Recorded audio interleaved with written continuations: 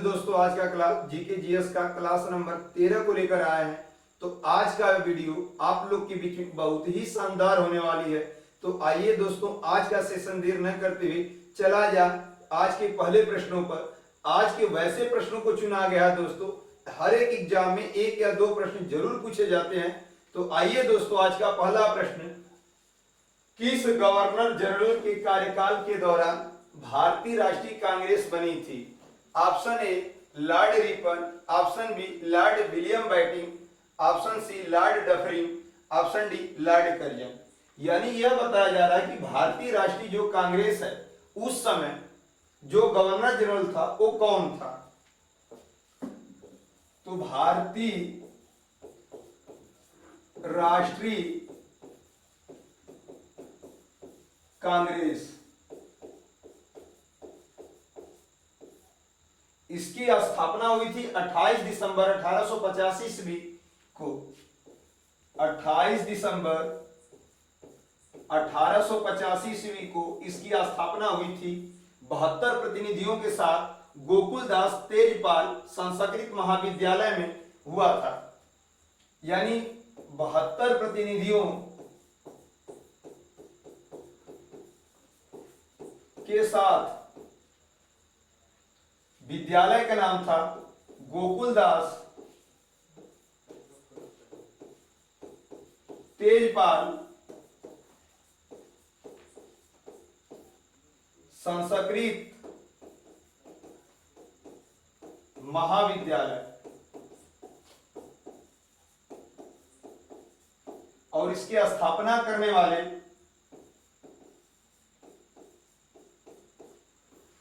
A.O. Hume थे। और इसके पहले अध्यक्ष 1885 ईस्वी में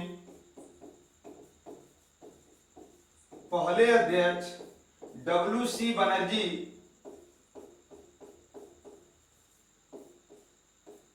और स्थान बंबई में अध्यक्ष बने थे और इसकी स्थापना किया गया था। भारतीय राष्ट्रीय कांग्रेस की पहली महिला अध्यक्ष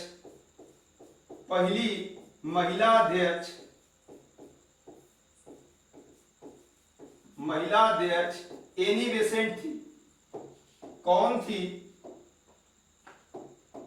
तो एनी बेसेंट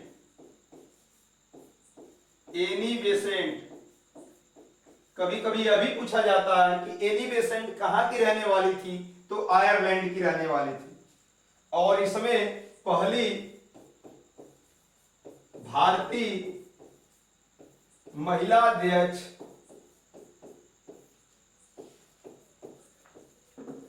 कहा जाएगा तो आप बताएंगे सरोजिनी नायडू। और यह बनी थी 1925 ईस्वी में। और एनी बेसेंट 1917 में भारतीय राष्ट्रीय कांग्रेस की पहली भारतीय महिला अध्यक्ष बनी थी। और इसमें आपका पहला मुस्लिम अध्यक्ष कौन था? मुस्लिम अध्यक्ष तो बदरुद्दीन तैयब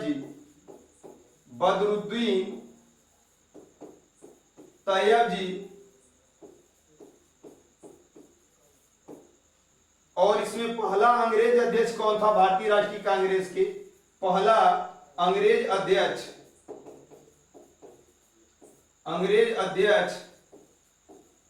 तो जॉर्ज यूले था। और उस समय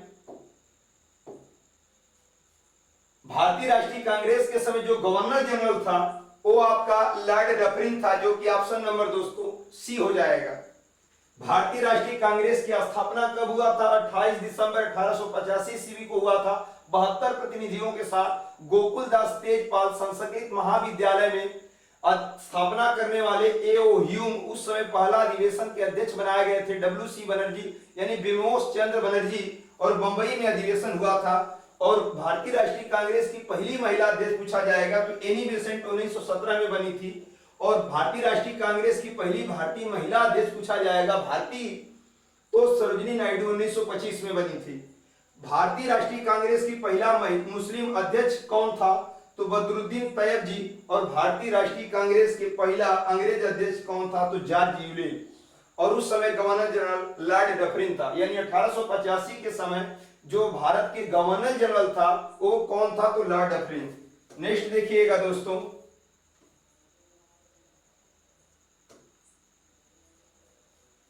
भारतीय राष्ट्रीय कांग्रेस की पहली बैठक किस शहर में हुई? तो पहली बैठक यानी 1885 वाली बैठक बंबई में हुई थी। हर्मिट ऑफ शिमला किसे कहा जाता है? तो hermit of Shimla A.O. Hume को कहा जाता है। वह कौन सा प्रथम भारतीय था जो ब्रिटिश संसद के लिए निर्वाचित हुआ था? दादा भाई नौरोजी। दादा भाई नौरोजी। नौरोजी। भारतीय संघ के संस्थापक कौन थे? तो भारतीय संघ के संस्थापक सत्येंद्रनाथ। सत्येंद्रनाथ। यानी आपसे कहा जाएगा भारतीय राष्ट्रीय कांग्रेस की पहली बैठक किस शहर में हुई? तो 1885 वाली बैठक पूछा जा रहा, बंबई में हुई थी। हर्मिट ऑफ शिमला किसे कहा जाता है? तो A.O. ह्यूम को। वह कौन सा प्रथम भारतीय था जो ब्रिटिश संसद के लिए निर्वाचित हुआ? दादा भाई नौरोजी। भारतीय संघ के संस्थापक कौन थे? सत्येंद्रनाथ। नेक्स्ट देखिएगा,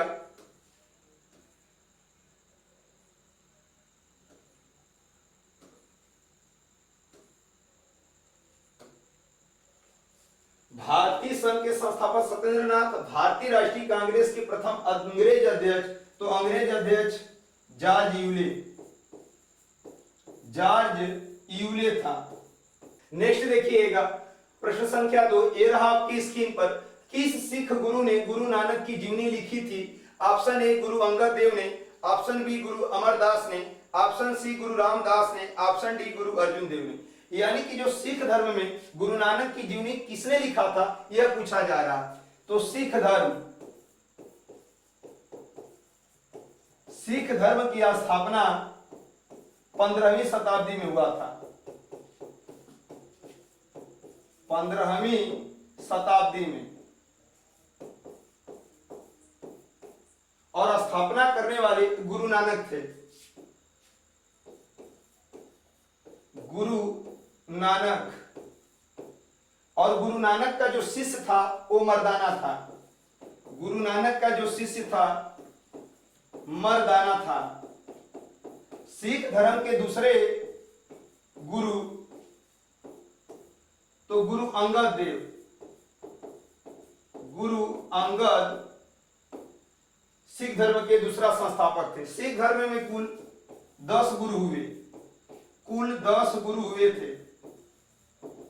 और जो इनकी जीवनी लिखी थी,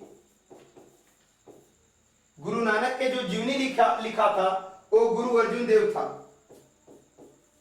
गुरु अर्जुन देव। यानी सिख धर्म के जो 10वें गुरु थे वह अंतिम गुरु, उनका नाम था गुरु गोविंद सिंह। गुरु गोविंद सिंह। और गुरु गोविंद सिंह का जन्म हुआ था 1666। गुरु गोविंद सिंह का जो जन्म हुआ था उस सन 1666 ईस्वी पटना में हुआ था। और गुरु गोविंद सिंह ने खालसा पंथ की स्थापना किए थे। खालसा पंथ की स्थापना 1699 ईस्वी में बैसाखी के दिन खालसा पंथ की स्थापना गुरु गोविंद सिंह ने किए थे। तो इसमें हो जाएगा गुरु नानक की जीवनी जो लिखा था वो गुरु अर्जुन देव। ऑप्शन डी हो जाएगा। तो सिख धर्म की स्थापना 15वीं शताब्दी में कौन किया था? गुरु नानक ने। यानी गुरु नानक का जो शिष्य कौन था? मर्दाना। और सिख धर्म का दूसरा गुरु गुरु अंगद देव था। और कुल सिख धर्म में कुल 10 गुरु हुए थे। और यानी कि गुरु नानक की जो जीवनी लिखा था गुरु अर्जुन देव लिखे थे। और सिख धर्म के अंतिम व 10वें गुरु का क्या नाम था? गुरु गोविंद सिंह, जिनका जन्म 1666 ईस्वी पटना में हुआ था। और खालसा पंथ की स्थापना बैसाखी के दिन 1699 में गुरु गोविंद सिंह ने किए थे। नेक्स्ट देखिएगा,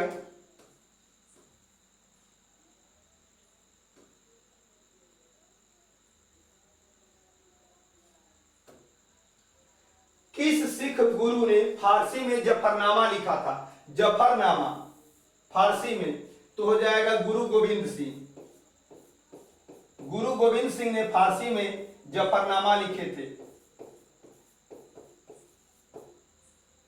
हड़प नीति किसके द्वारा लागू की गई थी? तो हड़प नीति परीक्षाओं में बहुत ज्यादा बार पूछा गया है और यह डलहौजी ने लागू की थी। हड़प नीति डलहौजी ने लागू की थी।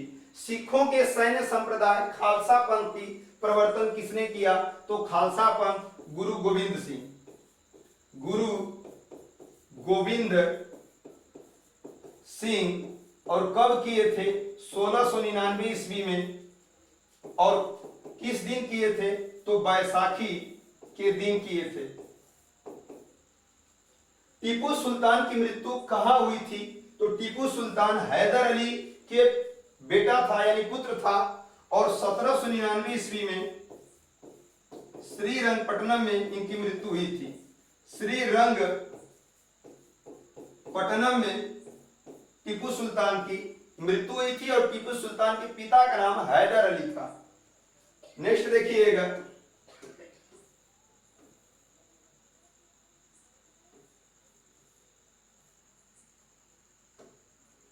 अंग्रेजों का सर्वाधिक विरोध किसने किया? तो अंग्रेजों का जो सर्वाधिक विरोध किया था वह मराठा था, यानी मराठों ने अंग्रेजों का सबसे अधिक विरोध किए थे। आदि ग्रंथ संकलित किसने किया? तो आदि ग्रंथ जो संकलित किया था वो था गुरु अर्जुन देव। गुरु अर्जुन देव। प्रशासनिक कुशासन के आधार पर डलहौजी ने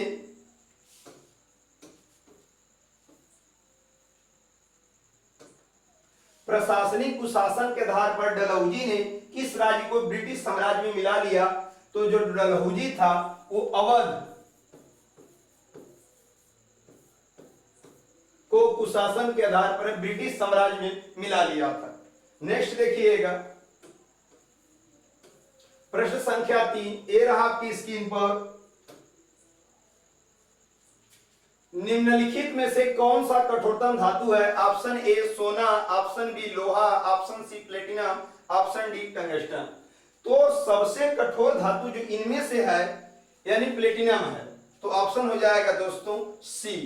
जो सोना है वह ऐसी यह द्रव है, ऐसा यह धातु है जो स्वतंत्र अवस्था में पाई जाती है, यानी कि धातु जो स्वतंत्र अवस्था में पाई जाती है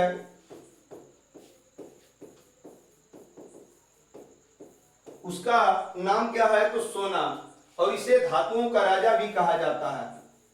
धातुओं का राजा कौन है? तो सोना है। टंगस्टन, बल्ब का जो तंतु बना होता है वो टंगस्टन होता है। बल्ब का तंतु किसका बना होता है? तो टंगस्टन का बना होता है। और टंगस्टन का जो संकेत होता है उसे हम W से दर्शाते हैं और इसका जो गलनांक होता है टंगस्टन का गलनांक वो 3400 डिग्री सेंटीग्रेड होता है। और बल्ब में कौन सी दो गैस भरी जाती है? तो नाइट्रोजन व आर्गन। आर्गन व नाइट्रोजन बल्ब में दो गैस भरी जाती है और टंगस्टन का संकेत W होता है। टंगस्टन का गलनांक 3400 डिग्री सेंटीग्रेड होता है। नेक्स्ट देखिएगा,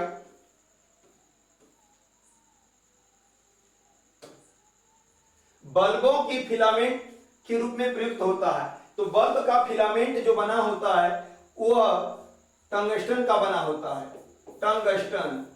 और टंगस्टन को W से प्रदर्शित किया जाता है। कैडमियम के प्रदूषण से, यानी कैडमियम जो रोग होता है किससे होता है? तो इटाई जो रोग होता है वो कैडमियम के प्रदूषण से होता है। मीनी माता या मीना माता रोग किसकी कमी से होता है? तो ये पारा के कमी से होता है। सिंदूर का रासायनिक सूत्र क्या है? तो सिंदूर का रासायनिक सूत्र HgS है, जो कि मरकरी सेकंड सल्फाइड के नाम से जाना जाता है। यानी सिंदूर का रासायनिक सूत्र HgS मर्क्यूरी सेकेंड सल्फाइड। धातुओं का राजा क्या कहा जाता है? तो धातुओं का राजा जो है वो सोना है, और यह ही एक ऐसा धातु है जो स्वतंत्र अवस्था में पाया जाता है। नेक्स्ट देखिएगा,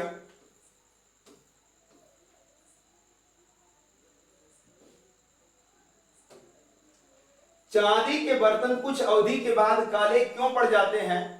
तो चांदी के जो बर्तन होते हैं, जो उस पर सल्फाइड के लेप चढ़ाने के कारण कुछ अवधि के बाद काले पड़ जाते हैं। तो चांदी पर सल्फाइड का लेपन करने के कारण कुछ समय के बाद वह काले पड़ जाते हैं। कांसा मिश्र धातु है, तो कांसा जो है उसका ट्रिक होता है दोस्तों CBT, यानी जो हम लोग पेपर देते हैं ऑनलाइन उसका नाम है CBT यानी कंप्यूटर बेस्ड टेस्ट। इसी से हम लोग का ट्रिक बनेगा। B से हो जाएगा ब्रांज, B से ब्रांज, अब ब्रांज माने होता है कांसा, बीच वाला अक्षर याद रख लीजिएगा। B से हो जाएगा ब्रांज, तो ब्रांज हो जाएगा आप लोग का जो C से होगा वो हो जाएगा कापर यानी तांबा, और T से हो जाएगा टी, यानी कि जो कांसा किसका किसका मिश्रण है? तो कापर यानी कि तांबा और टीन का मिश्रण है। पीतल किसका मिश्र धातु है? तो पीतल जो मिश्र धातु है दोस्तों उसका ट्रिक हो जाएगा पिताजी, पिताजी। तो हो जाएगा P से पीतल और ता से हो जाएगा तांबा और जी से हो जाएगा जिंक, यानी कि पीतल किसका मिश्र धातु है? तो तांबा और जिंक का। आपको ट्रिक याद करना है पिताजी। जंग से बचाने के लिए लोहे से बने पानी के पाइपों पर जस्ते की परत चढ़ाने को क्या कहते हैं? तो लोहे से बने पानी के पाइपों को जो हम जस्ते की परत चढ़ाते हैं उसे गैल्वेनाइजेशन कहा जाता है, और हिंदी में यस्दीकरण भी कहा जाता है। जब गैल्वेनाइजेशन न दिया हो तो यस्दीकरण हम पेपर में मारेंगे। नेक्स्ट देखिएगा दोस्तों, प्रश्न संख्या 4 ये रहा आपकी स्क्रीन पर।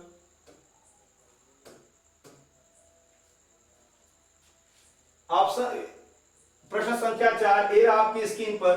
कैंसर के उपचार में निम्नलिखित में से किसका उपयोग किया जाता है? Option A electrotherapy, option B psychotherapy, option C chemotherapy, option D physiotherapy.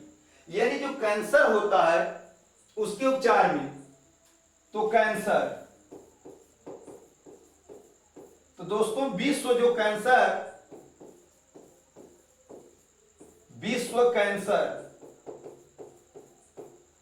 की सबसे पहले जो स्थापना हुआ था वो 4 फरवरी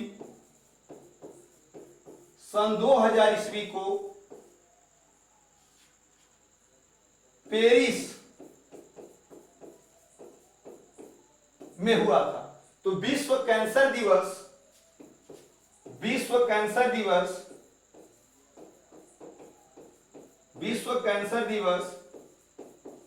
प्रतिवर्ष 4 फरवरी को मनाया जाता है।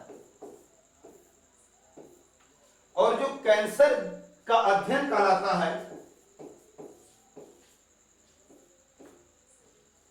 कैंसर का जो अध्ययन कहलाएगा वो ओन्कोलॉजी कहलाएगा, ओन्कोलॉजी।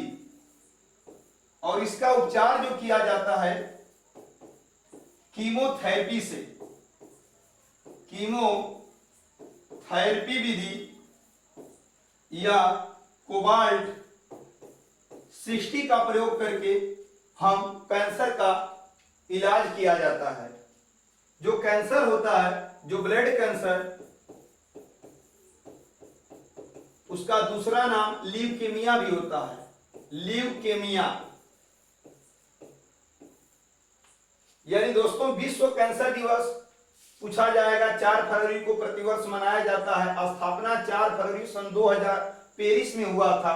और अध्ययन ओंकोलॉजी किसका अध्ययन है? तो कैंसर का अध्ययन है। उपचार में जो प्रयोग किया जाता है कीमोथेरेपी द्वारा कोबाल्ट 60 धातु का प्रयोग करते हैं। और ब्लड कैंसर का नाम, दूसरा नाम ल्यूकेमिया भी होता है। तो इस प्रकार से ऑप्शन हो जाएगा सी, जो कि कीमोथेरेपी द्वारा कैंसर का इलाज हम करते हैं। नेक्स्ट देखिएगा,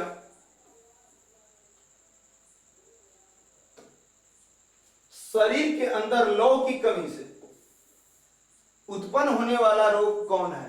तो शरीर की अंदर लौह की कमी से एनीमिया रोग होगा। यह नहीं दिया रहेगा तो रक्तहीनता, रक्तहीनता या रक्तलता दिया रहेगा तो हम मार देंगे। एक गिलास पानी पीने से कितनी कैलोरी मिलती है?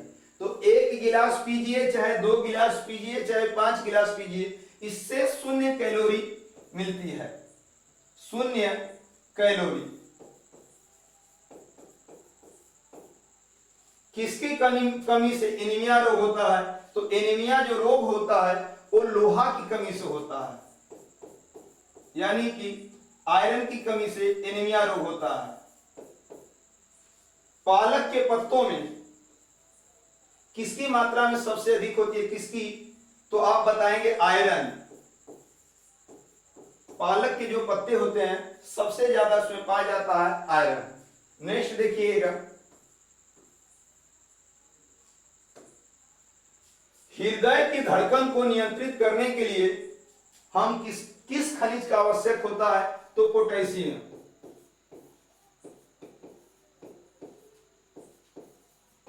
यानी पोटेशियम का हमें प्रयोग करते हैं हृदय की नियंत्रित करने के लिए। किस विटामिन में कोबाल्ट धातु पाया जाता है? तो विटामिन B12 में कोबाल्ट धातु पाया जाता है और इसे इसका रासायनिक नाम जो है साइनोकोबालमीन।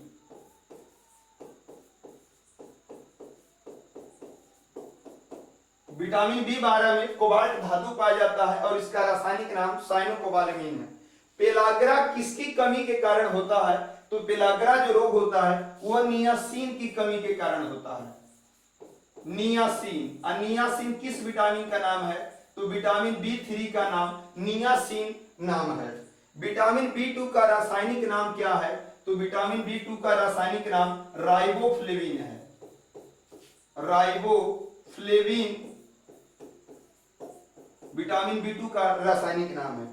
हृदय की धड़कन को नियंत्रित करने के लिए पोटेशियम की आवश्यकता पड़ती है और किस विटामिन में कोबाल्ट धातु पाया जाता है? Vitamin B12, साइनोकोबालमीन। पेलाग्रा किसकी कमी के कारण होता है? तो नियासिन। नियासिन विटामिन B3 को कहा जाता है। विटामिन B2 का रासायनिक नाम क्या है?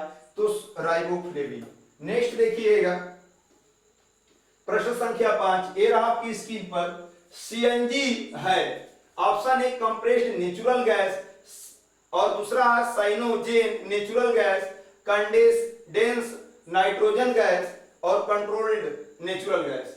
यानी जो CNG होता है, CNG, इसे कहते हैं कंप्रेस्ड नेचुरल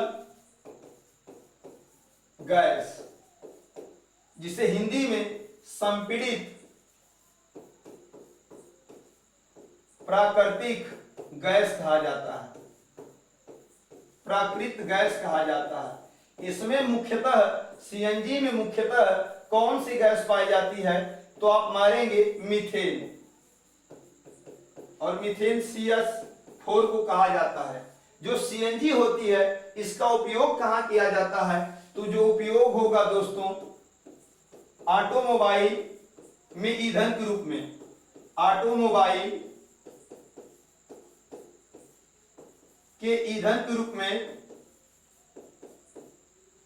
हम CNG का उपयोग करते हैं और यह पेट्रोल और डीजल से सस्ता माना जाता है। पेट्रोल और डीजल से सस्ता होता है CNG। जो CNG होता है यह ग्रीन हाउस कम उत्सर्जन करता है। ग्रीन हाउस गैस का कम उत्सर्जन करता है। यानी सीएनजी का जो फुल फॉर्म होता है वो कंप्रेस्ड नेचुरल गैस, हिंदी में संपीड़ित प्राकृतिक गैस, इसमें मुख्यतः मीथेन गैस पाई जाती है। सीएनजी का उपयोग कहां पे किया जाता है? ऑटोमोबाइल की ईंधन के रूप में किया जाता है। यह पेट्रोल और डीजल से सस्ता माना जाता है और यह ग्रीन हाउस गैस का कम उत्सर्जन करता है, इसलिए यह अच्छा माना जाता है। तो इसका ऑप्शन नंबर हो जाएगा दोस्तों ए, जो कि कंप्रेस्ड नेचुरल गैस। नेक्स्ट देखिएगा,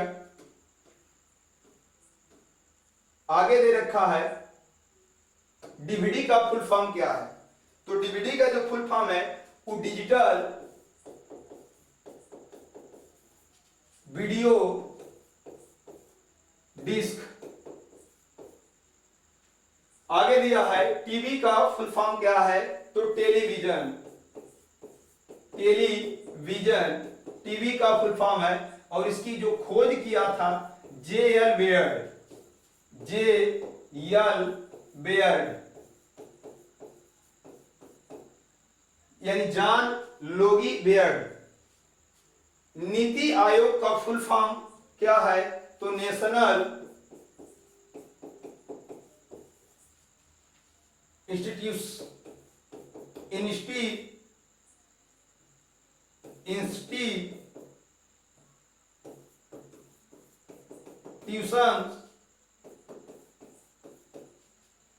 फॉर ट्रांसफार्मिंग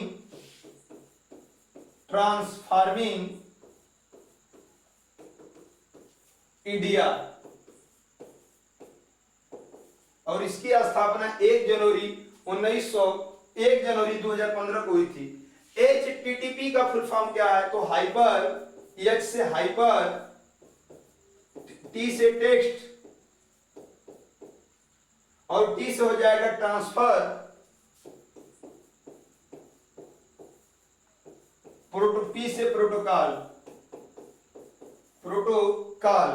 एलईडी का फुल फॉर्म क्या है, तो लाइट इमिटिंग डायोड। पी का फुल फॉर्म क्या है, तो पब्लिक, पी से आई से इंटरेस्टेड,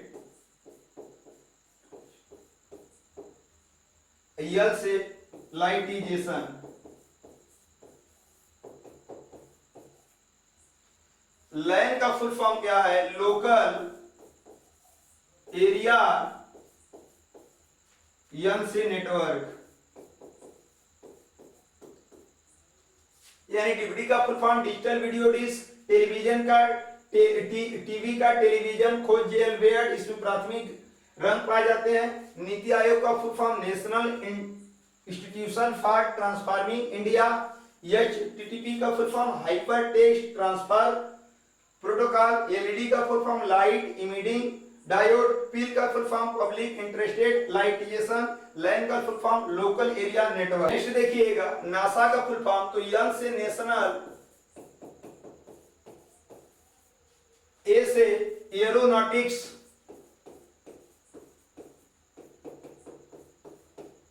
एंड यस से स्पेस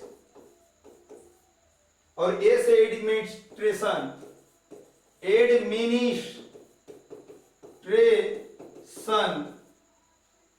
वैन का फुल फॉर्म क्या है, तो वाइड एरिया नेटवर्क।